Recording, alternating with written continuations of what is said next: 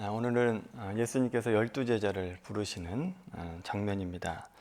제자를 부르실 때 예수님은 갈릴리 지역에 계셨습니다. 우리가 지난번에 보았던 38년 된 병자를 고치실 때, 그때는 두 번째 유월절이어서 예루살렘에 가셨을 때 38년 된 병자를 고치십니다.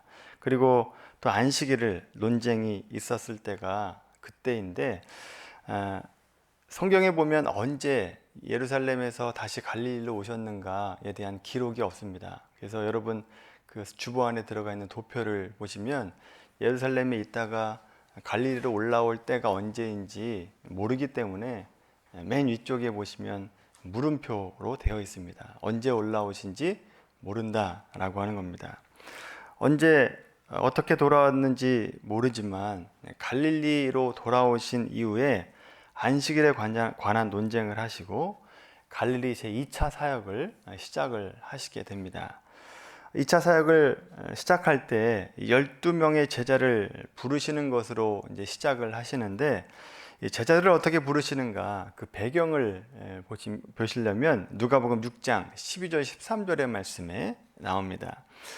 이 제자를 부르시기 전에 굉장히 중요한 일 아닙니까? 그래서 예수님께서 밤새도록 기도하십니다. 그리고 날이 밝아올 때, 새벽이 되었을 때, 아직 해가 떠오르지 않은 그때에 산 위에 올라가셔서 예수님을 따르는 자들을 다 부르십니다. 12명 부른 것이 아니라 예수님의 제자들 무리를 다 오라고 말씀하시고, 그 부름 받고 올라온 자들 가운데서 12명의 사람들을 뽑아서 12사도로 부르시게 됩니다. 그러니까 사도라고 하는 말은 보냄을 받은 자라고 하는 뜻입니다. 자, 이렇게 12명의 제자를 불렀는데 제자를 부르신 까닭이 있습니다. 왜 부르시는가? 오늘 본문에 그 이유가 나와요. 13절 15절에 나옵니다. 오늘 보면 13절 15절 말씀 한번 같이 한번 읽어볼까요? 시작. 또 산에 오르사 자기가 원하는 자들을 부르시니 나아온지라. 이에 12를 세우셨으니 이는 자기와 함께 있게 하시고 또 보내사 전도도 하며 귀신을 내쫓는 권능도 가지게 하려 하심이러라. 아멘. 자기와 함께 있게 하시고 전도도 하게 하시고 또 귀신 쫓는 권능을 갖게 하시기 위해서 부르셨다라고 하는 겁니다. 그 다른 복음서에 보면 이러한 능력을 이미 가졌다라고 얘기하기도 하지만 마가복음에 보면 미래형으로 써 있죠. 가지게 하려 하심이러라. 이 능력을 주시려고 부르셨다라고 하는 뜻입니다. 물론 12제자로 부름을 받고 예수님께서 시키시는 일을 감당하고 있었습니다만 아직 배울 것이 많이 있었던 까닭에 예수님은 당장 무슨 일을 시키려고 하는 목적이 아니라 앞으로 이런 일을 하라고 이 제자들을 부르셨다라고 하는 거죠. 자, 이제 그 12명의 사람의 이름을 한번 보도록 하겠습니다.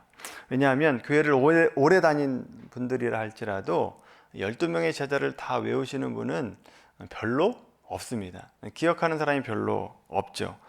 베드로나 야고보, 요한, 그리고 마태복음을 쓴 마태 정도만 알지 나머지 이름은 헷갈립니다. 이 사람이 이 사람이고 복음서마다 이름이 조금씩 다르기 때문에 다 외우기가 어렵죠.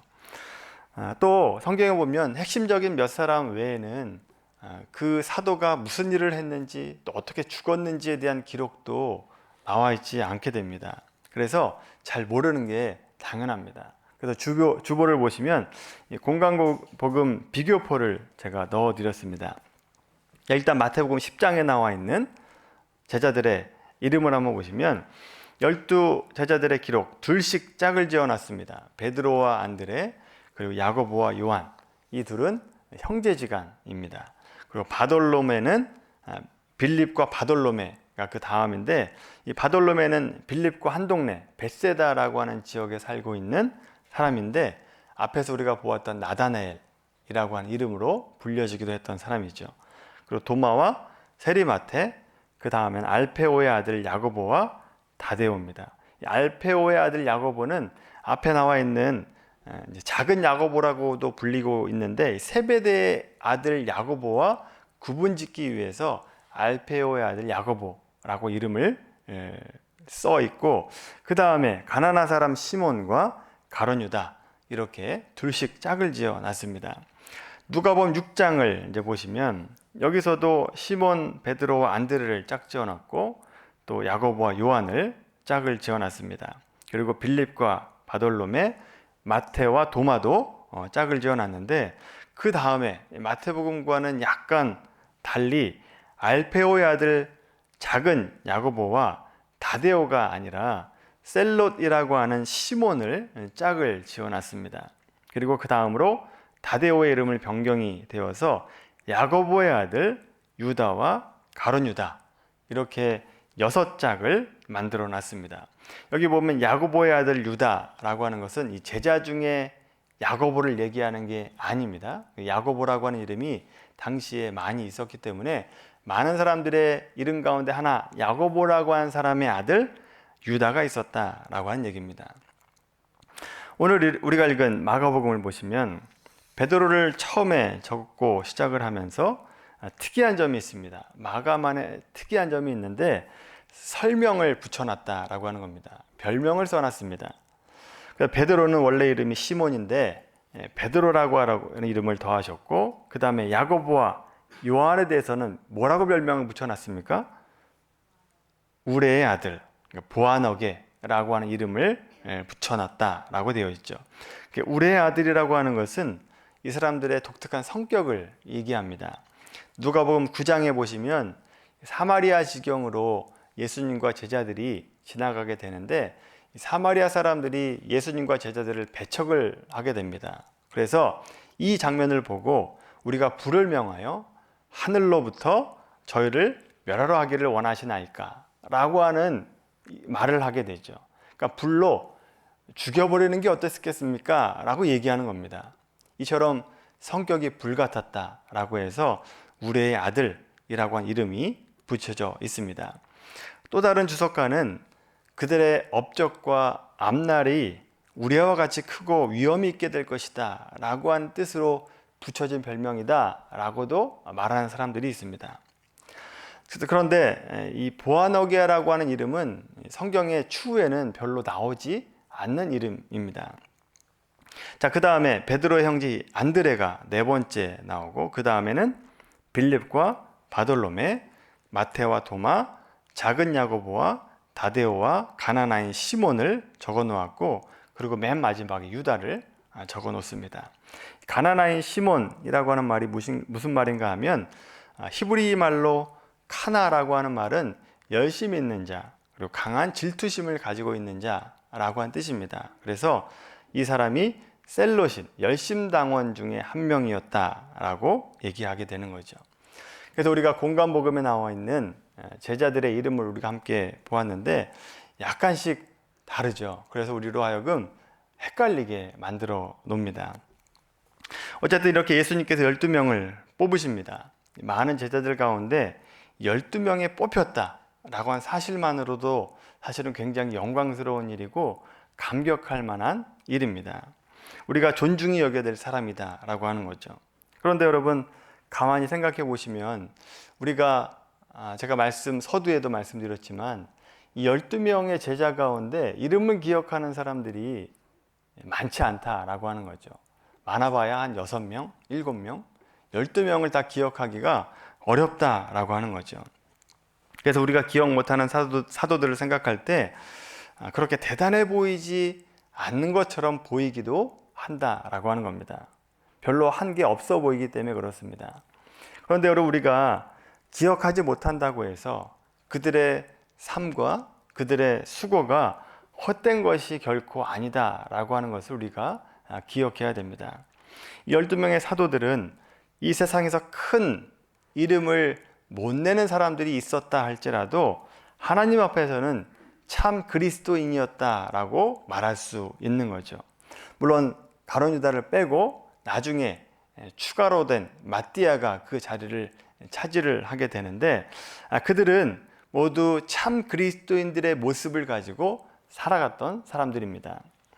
그리스도인의 참 모습이 뭐냐?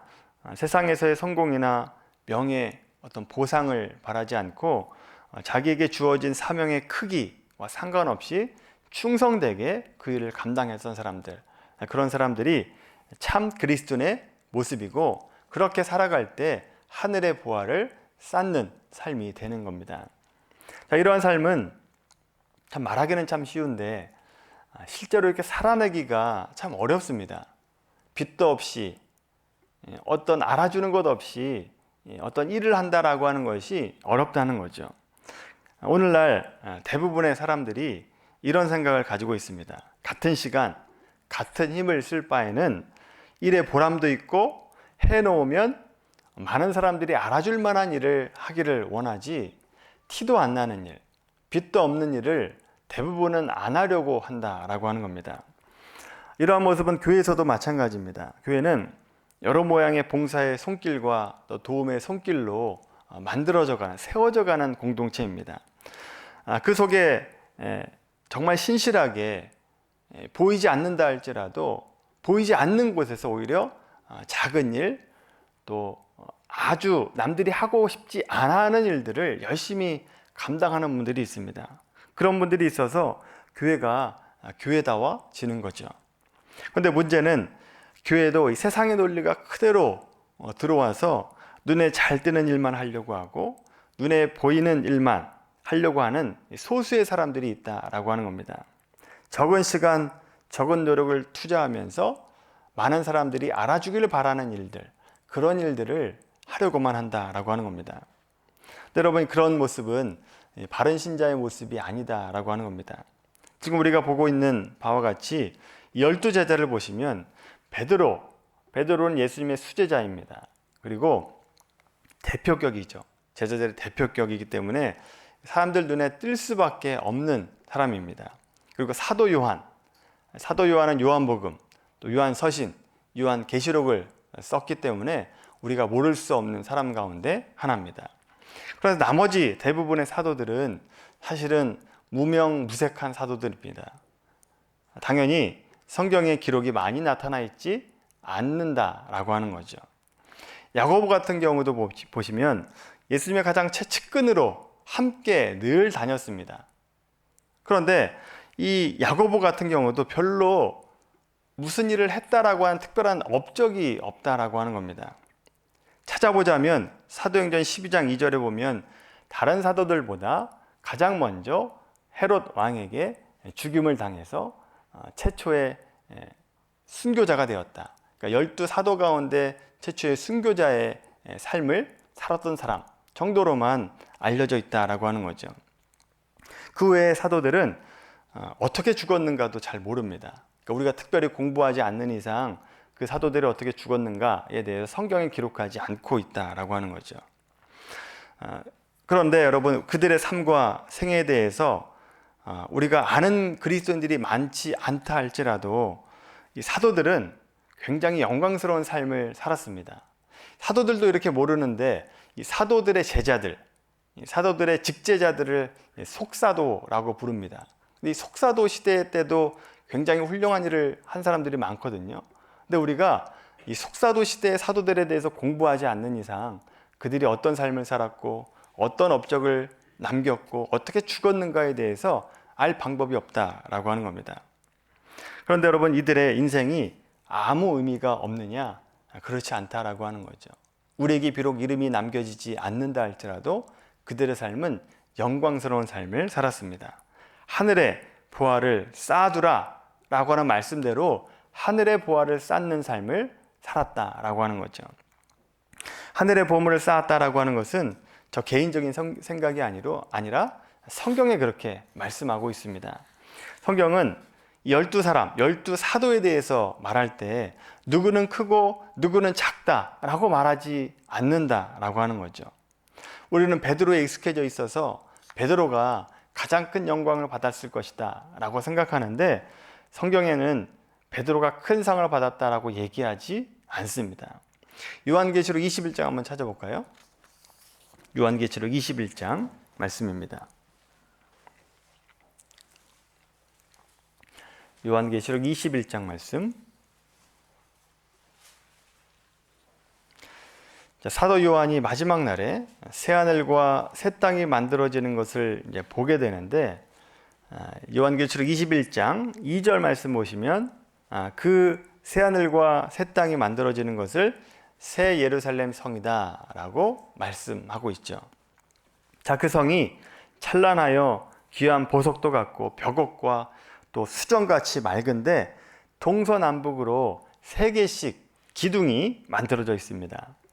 그 기둥, 그 성의 길이와 넓이가 똑같아 가지고 네모 반듯한 성이다 라고 되어 있고 16절에 보시면 그 성을 측량하니까 12,000 스타디온이다 라고 말씀합니다.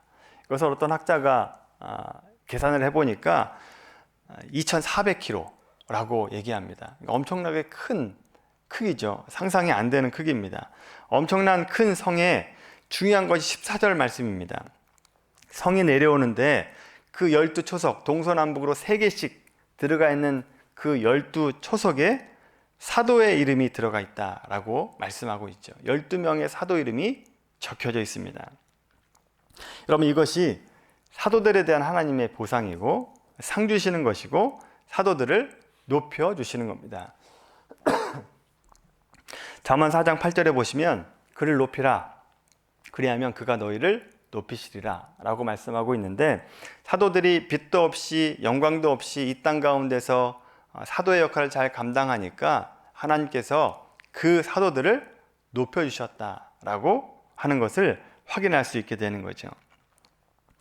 이것이 바로 하늘의 보화를 쌓는 사람들의 모습입니다. 또 우리가 닮아야 되는 모습이기도 한 거죠. 기초석에 이름 적힌 것이 뭐 대수냐라고 말씀하는 분들이 혹시 있을 것 같아서 말씀을 드립니다. 그것을 그렇게 생각을 하고 있다라고 한다면 우리가 그 영광이 얼마나 대단한 것인지를 모르고 있기 때문에 그렇습니다.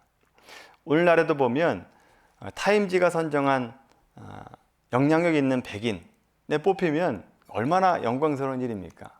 우리나라의 사람들이 뭐 한두 명 들어갈까 말까 한 정도 굉장히 유명하고 영광된 백인 중에 한 명이 됐다라고 하는 것은 영광된 겁니다. 자, 그런데 타임지가 뭔지 그것이 뭐 얼마나 대단한 건지를 모르는 사람에게 타임지에 영향력 있는 백인으로 뽑혔다라고 얘기하면 그냥 그런가 보다 하는 거죠. 얼마나 영광스러운지를 모르는 겁니다. 그런데 그 타임지 정도가 아니라 하나님 나라의 그 새 예루살렘 성의 기초석에 이름이 박혀 있다라고 하는 것은 대단히 영광스러운 일을 했다라고 하는 것을 알게 되는 거죠. 또 한 군데 성경을 보면 에베소서 2장 20절의 말씀 보면 사도 바울도 에베소에 있는 교회에 편지할 때 이렇게 쓰고 있어요. 에베소서는 계시록이 쓰여지기 한참 전에 쓰여진 편지인데 이렇게 말씀합니다. 너희는 사도들과 선지자의 터 위에 세우심을 입은 자라 라고 말씀하면서 교회라고 하는 것이 사도들의 터 위에 세워진 것이다 라고 말씀합니다. 누구를 높이고 있습니까? 사도들을 높이고 있는 거죠. 사도들의 헌신, 그들의 열심을 높이고 있다라고 하는 겁니다. 자, 그러니까 우리가 사도들의 이름을 다 모른다 할지라도 그것과 상관없이 하늘에서는 12명의 사도들의 이름이 찬란하게 빛나고 있다라고 하는 겁니다.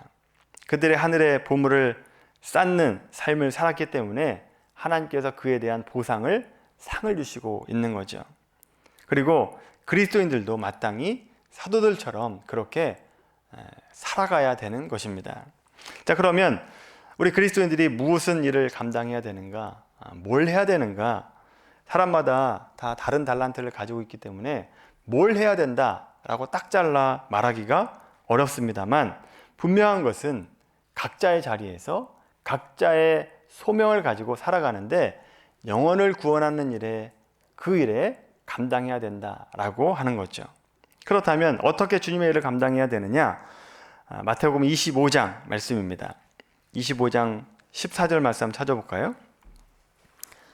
자, 우리 각자가 가지고 있는 환경과 또 어떤 직업을 가지고 어떻게 그 일을 감당해야 되는가? 어떻게 주님께서 우리에게 주신 사명을 감당하는가?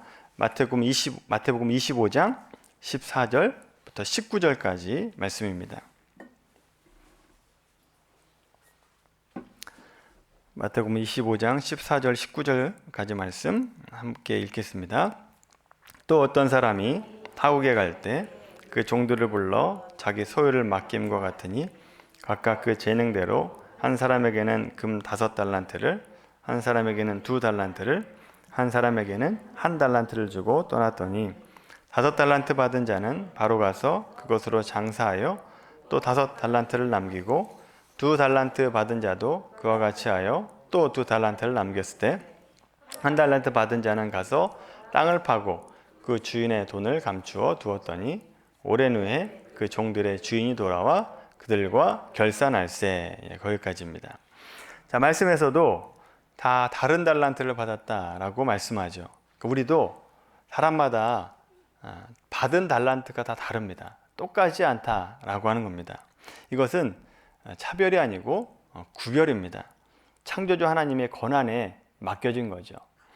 자, 그래서 하나님께서 우리에게 무엇을 주셨는지, 무엇을 주셨든지 그것이 하나님께서 주신 것이기 때문에 달란트 크기에 상관없이 우리는 그 받은 달란트로 성실하게 일해야 되는 겁니다. 자, 이렇게 맡기신 이유가 무엇인가? 이유가 나오죠. 오늘 말씀에도 보면 이익을 남기기를 원하셨습니다. 우리 받은 달란트로 어떤 이익을 남기기를 원하셨던 거예요. 그래서 장사를 해서 이익을 남기라라고 얘기하는 겁니다. 아니면 아무것도 안 하더라도 최소한 뭘 해야 됩니까? 27절에 말씀하는 것과 같이 최소한 어디 빌려줘서 이자라도 받아야 될 거 아니냐라고 말씀하고 있어요. 자, 그런데 이 1달란트 받은 사람은 뭘 하고 있죠? 받자마자 땅에다가 묻어버렸다라고 하는 겁니다. 땅에 묻어서 돈이 굴러가지 못하게 했습니다. 그냥 빌려만 줘도 이자를 받을 수 있는데 이자도 받지 않았다라고 하는 거죠. 그러면 이자도 받지 않았다라고 하는 것이 무슨 뜻인가 하면 이 1달란트 받은 사람은 하나님을 떠나 있었다라고 한 뜻입니다. 포도나무와 가지 비유에서 보면 가지가 포도나무에 붙어만 있으면 저절로 열매를 맺는다라고 말씀하잖아요. 근데 이 1달란트 받은 사람은 이 받은 달란트가 어떠한 이익도 못 누렸다라고 하는 것은 결국 하나님과 떨어져 살았다라고 하는 거죠. 이름도 빛도 없이 일한 사람이 아니라 세상의 성공과 명예와 이익만을 추구하며 살았던 사람, 그 사람이 1달란트 받은 사람입니다. 이 달란트 받은 사람들의 칭찬과 꾸중을 보면 더 선명하게 그것이 드러납니다. 이 1달란트 받은 사람의 꾸중을 보시면 26절에 보면 뭐라고 꾸중하시느냐? 악하고 게으른 종아라고 꾸중하고 계십니다. 여러분, 우리가 장사를 못해서 이익을 남기지 못했다고 악하다라고 얘기하지 않습니다. 그런데 왜 악하다고 얘기하는가? 하나님과 떨어져 있었기 때문에 악한 종이 되는 겁니다. 하나님과 붙어 있어야 하나님의 자녀가 돼야 악한 종이 안 되는데 떨어져 있었기 때문에 악하다라고 말씀하시는 것이고, 당연히 떨어져 있었기 때문에 사명을 감당하지 못하게 되는 거죠. 그래서 게으른 종이 되는 겁니다.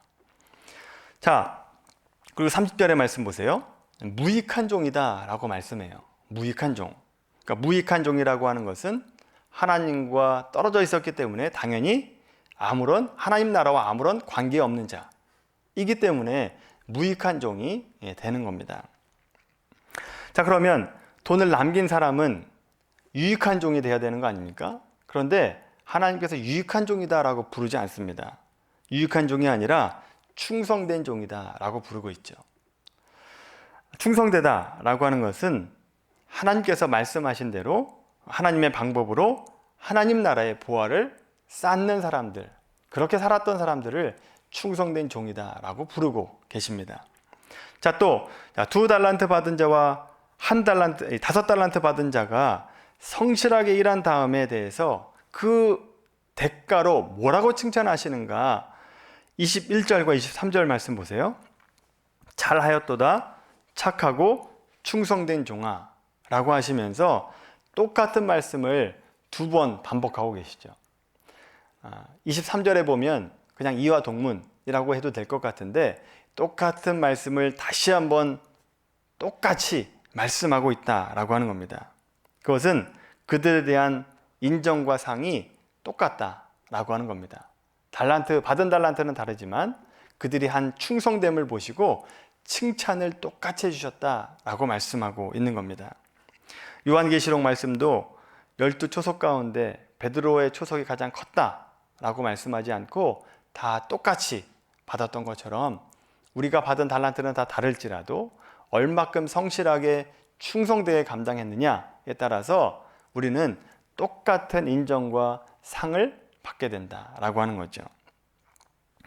따라서 여러분, 우리가 이 땅에서 하나님께서 맡겨주신 일을 할 때 하나님께서 나에게 원하시는 것이 무엇인가를 잘 생각해 보셔야 됩니다. 하나님께서 원하시는 것은 세상에서 이름을 드러내는 것이 아니고 또 효과적으로 효율적으로 어떤 일을 하라라고 말씀하시는 것이 아니라 하나님의 방법으로 하라는 겁니다. 하나님께서 원하시는 방법, 예수님의 방법을 가지고 일하라라고 말씀하고 있어요. 비록 이름도 없이 빛도 없이 역사에 남는 것 없이 살아간다 할지라도 우리에게 맡겨준 일에 대해서 성실하게 감당할 때 하나님께서는 우리로 하여금 착하고 충성된 종이다 라고 부르신다라고 하는 거죠. 여러분이 몇 달란트를 받았던지 간에 나는 왜 적게 주셨는가 불평하지 마시고, 나는 어떤 달란트를 받았다 할지라도 그 받은 달란트를 가지고 하나님의 방법으로 성실하고 충성되게 여러분의 일을 감당하게 되기를 바랍니다. 착하고 충성된 종이 되시기 바랍니다. 그래서 우리가 비록 새 예루살렘 성에 초석이 되지는 못할지라도 작은 벽돌 정도만 돼도 얼마나 영광스러운 일입니까? 내가 그 벽돌의 하나의 벽돌이 되었다라고 하는 것 자체도 얼마나 영광스러운지 모릅니다. 여러분, 우리가 초석은 못 될지라도 내가 가지고 있는 달란트로 성실하게 충성되게 감당해서 한 부분을 차지하게 되기를 바랍니다. 사랑하는 성도 여러분, 우리 모두가 그 영광을 얻게 되길 바랍니다. 예루살렘 성의 한 부분을 담당하는 자가 되기를 바랍니다. 그 영광을 취하기 위해서 우리에게 바라고 원하시는 것은 효과와 효율이 아니라 충성됨과 성실함이다 라고 하는 걸 기억하시고, 여러분이 가진 달란트를 가지고 충성되게 살아가는 우리 모두가 되기를 예수님의 이름으로 간절히 축원합니다.